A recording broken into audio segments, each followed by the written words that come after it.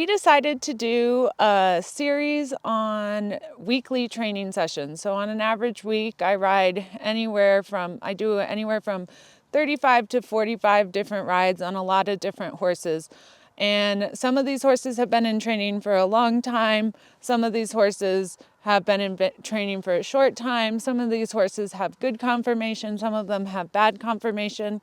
And the reason we decided to start this series is because a lot of the videos of horses on the internet are very polished. And so we wanted to show people the reality of training a horse. And so what I'm going to do today is I'm going to work with this horse here. His name is Flax, and I'm going to talk you through a training session and what I see, what I'm feeling, and different solutions I work through to try and train him. So when you become a good trainer, one of the things you have to do is become a good problem solver.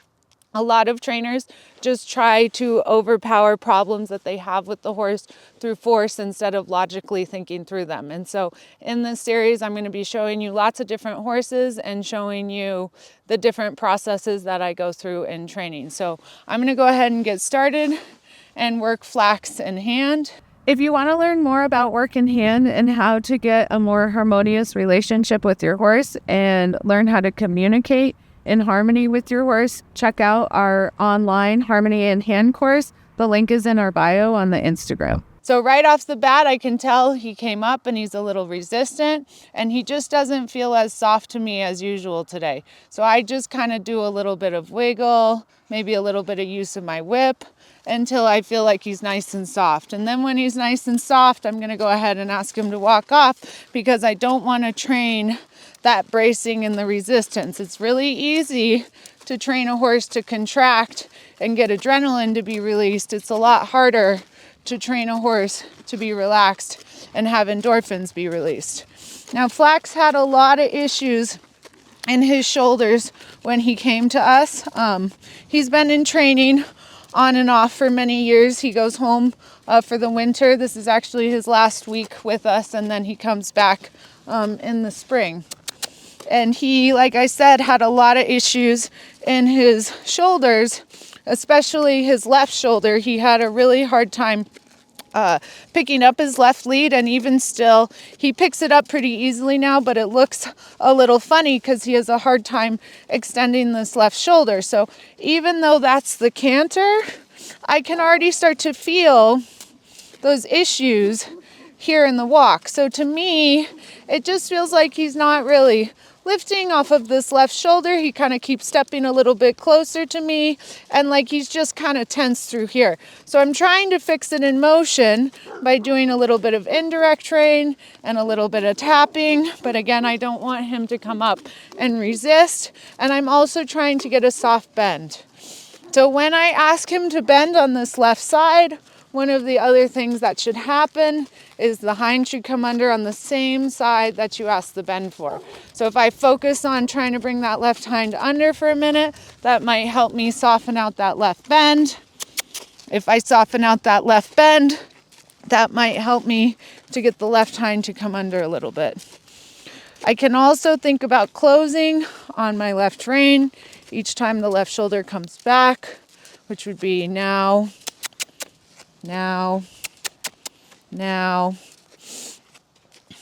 And now he still feels a little sticky to me, so I'm going to ask him to stop, and I would like him to square up, which he is a good boy and knows how to do. So I'm going to go into a little bit of flexion on this left side. So I'm going to ask him to bend a little bit towards me, but I'm not going to pull him towards me. So you can see that I draw a release, and then I'm using my hand a little bit against his neck to try and loosen up these tight spots. So some horses like a lot of pressure, some horses like a little bit of pressure, some horses like a lot of pressure in one spot and a little bit of pressure in other spots. But what I want to try to get is him to bend to the left in a way that it looks like there's an even bend through his whole neck. Like to me, there's a couple spots like right there that look kind of solid, like a piece of wood. And that's why he's having a hard time when I'm working him in hand on the left side. So you can see that he's working his jaw when I'm doing this. And what he's doing is he's trying to release these tension spots that I'm trying to help him release. So when I draw him towards me and everything that I'm doing, I create this little bit of wiggle through my body. And then he dropped the bit there, which is what I wanted to see. And so that's why I went ahead and let him go. And when they shake like that, that's a good sign. That means that I did help and I helped loosen him up. So I'm going to go do the same thing on the other side. Now on this side or either side, I can address the left bend from the other side. And sometimes this can be better because people so want to draw on the rein on the side they want the bend on, instead of thinking about extending the side away from the bend. Like when I get bend on the right side of the neck is going to shorten and contract, and the left side in this case is going to open up. So even though he was having a hard time bending to the left, we want him to be even, and sometimes opening up that left side by asking for right bend can help their neck too. So you can see that I never really hold him in the position that I always do draw, release, and see on this side he looks a little bit more tense higher up. And see there, he wanted to come out of it, so I released him. Yep. And you always know you're doing a good job when they do that head shake. So kind of a head shake like this, not something like that. So more side to side and relaxed. So now I'm going to work him in hand on this side. And because he has problems with his left shoulder, he also has problems with his right hind, and that's a really common pattern that you see. And so when I'm on this side, I want to focus on trying to get him to bring his right hind under, because when I ask him to shorten, you'll see that his cadence isn't always right on this right hind, especially in the warm-up. So that was a little bit better, but what you can see is he always brings the right hind to meet the left hind. And so I'm going to do a little bit of deep bending on this side, but without letting him splay in the left hind. Now this is a pretty trained horse, and so he's less likely to splay than some of our greener horses. I'm going to do a shoulder in for a second, which is also going to get that right hind to step underneath. So sometimes it's easier when you're working in hand and you're focusing on the hind to face towards their tail and their hind. And so you can see that he's not really pushing with that hind. And when I ask him to push, he leaves it back towards his tail, and then he just brings it under his belly a little bit. So I'm going to try to use my whip just gently behind the stifle, see if I can get that to come underneath a little bit more. Now that didn't work quite as well as I want, so I'm going to let him lengthen out. It's no big deal. And then I'm going to ask him to shorten again, and I'm going to tap under the belly this time. That's better. When the right hind is left behind, that's so much better. And see, now I can ask him to shorten again. And it's not perfect, but it's better cadence. So with that, I'm going to go ahead and hop on him. So before I get on my horse, I want them to be fairly square, because you're putting weight on a table, and so you want those legs on the table to be nice and strong. And underneath them, when I get on, I want my horse to be with me. I don't want them to be walking off. And I also don't want them to feel like they don't want to move. So right now, as I picked up on the reins, he's starting to brace. And so he wants to go into a little bit of a left bend. So I'm going to take him into a little bit of a left bend. And now I'm going to let go of my left rein to ask for the right bend instead of shortening on the right bend. There he licks and chews on the jaw, which means he's nice and released, and the neck, and you could see the neck soften. So then I ask him to walk off.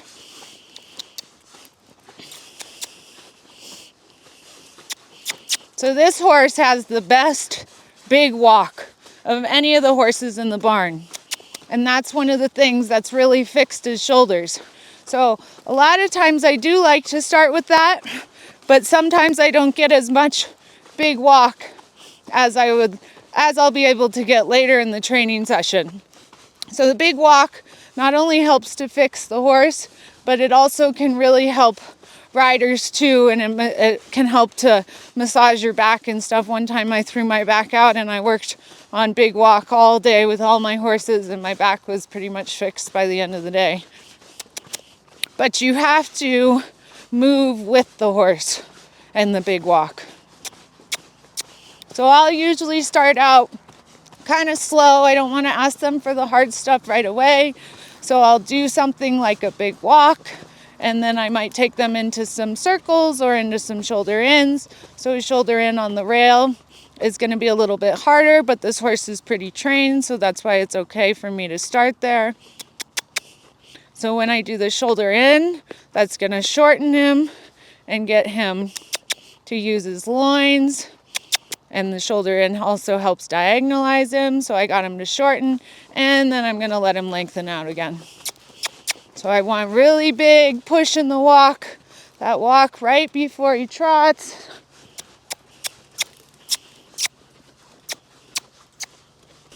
So I might take him into a little bit of bending, which is a lot of what we worked on in hand before I got on him. So I want a nice, equal, even, soft bend through that right side. I want to make sure that my shoulders are matching his shoulders as he circles to the right. I'm going to ask him up, shortening, and bend to the left.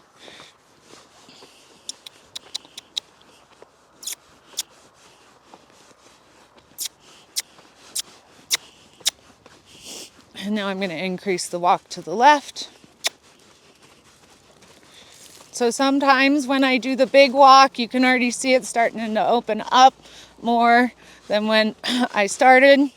Sometimes I think in my head, left, right, left, right, left, right, and that really helps me get in sync with my horses and let them really move through me. So there's a difference between me letting the horse move through me and me trying to push and bump the horse with my seat. So when I increase the walk, you might see that I'm following him a lot more and my arms are swinging a little bit more than they are if I'm shortening. But if I was to walk fast on the ground, my arms would naturally swing more because of my longer and faster pace. If I walk slower, my arms are going to swing less. So just because I'm on a horse doesn't mean that I shouldn't have that natural flowing movement to the walk. And in fact, one of the reasons that horses are so good for people who have disabilities is because it mimics walking. So people who can't walk get to have the experience of walking because they're following the horse's shoulders. And now I'm going to do a shoulder in on this side to even him out. So he's a little bit more chompy on this side, which isn't abnormal for him. So I'm going to take him into a little bit of bending, trying to soften up his left side. Sometimes it's easier to switch to a single hand. I want this all to be soft.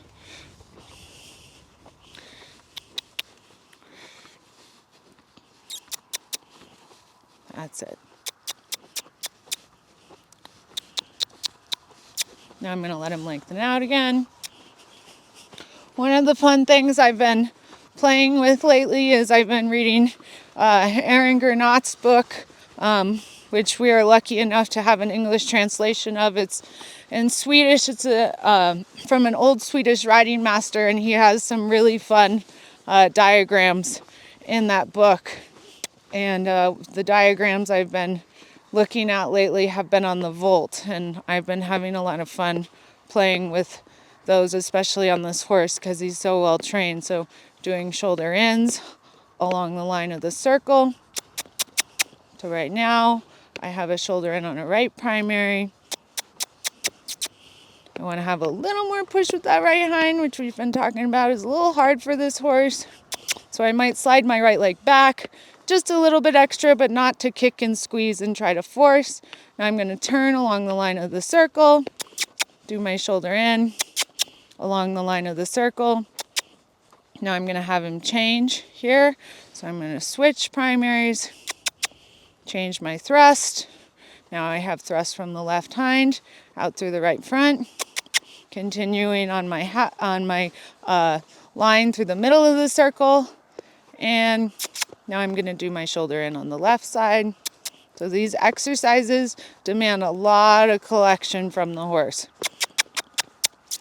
So this horse is very well trained and he can hold it for quite a while, but I don't want to have him hold it so long that he gets frustrated or he feels stuck. And so you'll notice that I change what I'm doing a lot. One of the hard things is when you are taking lessons, it tends to just be about a singular thing.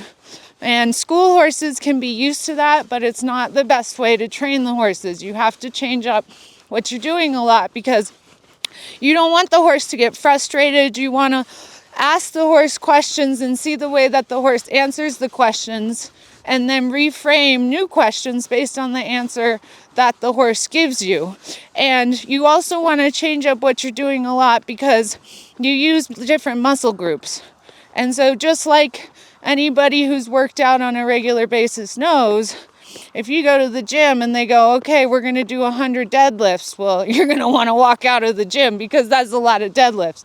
But if somebody says, okay, you're going to do 25 deadlifts and then you're going to run and then you're going to do some pull-ups and then you're going to do 25 deadlifts and you're going to do that 4 times. Then all of a sudden you left the gym and what do you know? You did 100 deadlifts. And so then I got haunches in. Now I'm taking him into a demi-volt, haunches in. So I'm doing a little bit of a pirouette. And the walk, I'd like to keep that left bend, keeping the push of the hind. I always say that demi-volts are like ice cream cones. So when you do a demi-volt in the regular direction, you do the ice cream part first and then you do the cone. Now again, these are all pretty hard movements. They're pretty collected movements. And so he got a little sticky there for a second. So you heard me kiss at him and tell him to go a little bit more forward. I restored that push and then I put him back together again.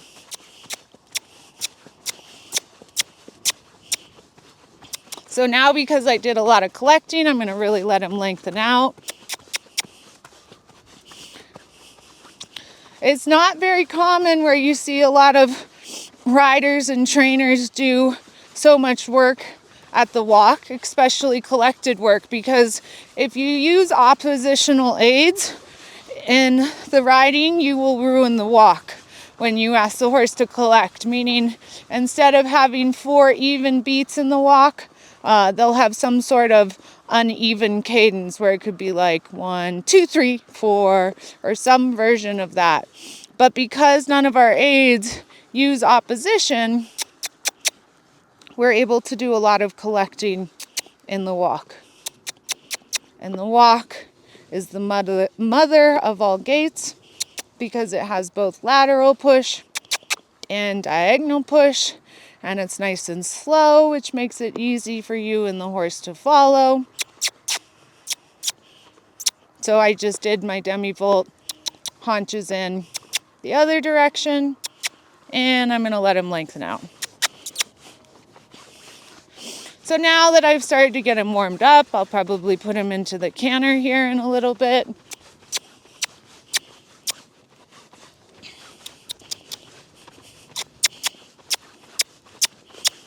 I want a really big walk though. I know you got more of it in you. There you go.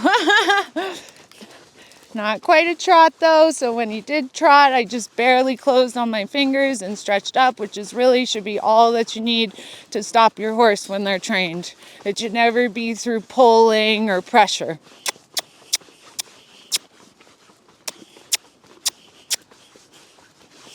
So because he has a harder time with his left lead, I'm going to change directions. I always try to start with the stuff that's easier for my horses first. So I ask him to lift off the right shoulder, slide my left leg back, and walk. So it was a little bit rougher than he usually does, but that's okay because it was just our first canter. of the ride, and you'll see that I keep my canters pretty short. He knows what I'm thinking.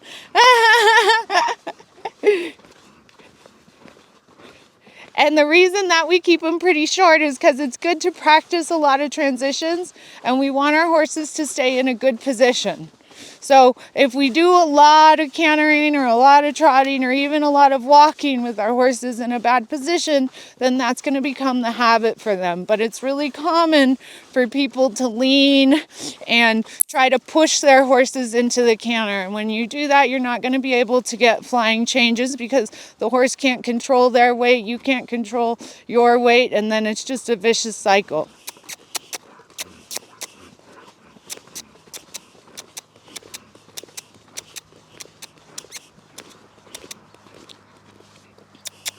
So you notice I always go walk to canter, canter to walk. And again, it's because if we use the trot to try and train our horses to canter, it's not that you can't do it that way if you have to, but it's not the best. You're going to struggle when you get to your flying changes if you are having the horse trot. A lot of people just say have the horse trot faster and faster, essentially, until they lose their balance and decide to canter. Zip up my pocket so I don't lose my phone. And then because he has a harder time pushing off of this right hind, when I ask him for the left lead, I decide to switch my whip, and I want to feel him lift off of that left shoulder. He was anticipating just a little bit.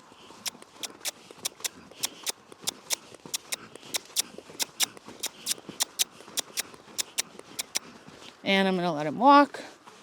And he asked if he could stop and stand, and we've been going longer than usual, so I'm going to let him stop and stand for a second. So one of the things that is really overlooked, especially with upper level horses, is training them to just stand on a long rein. So this horse is really well trained and he can do a lot of advanced level work, but you see he's always calm in everything that we do. So it's really important to train our horses to be able to just stand on a long rein, be able to pick up on the reins, and then do the upper level work and go back to having the horse just be calm, because you shouldn't get the horse to do upper level work through excitement. So I'm going to let him stand for a little bit, and then we'll go back to our canter work. So I'm going to ask for some left lead transitions again, and then probably go into some flying changes. But if I find any sort of resistances or answers to the question that are different than what I was expecting, I'm going to address those instead of just forcing him into the plan that I have. Nope, that was the wrong lead. There we go.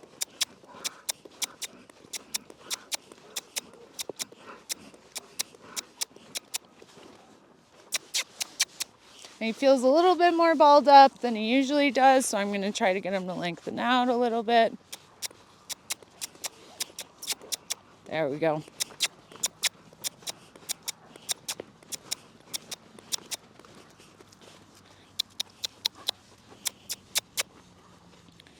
And we'll change directions.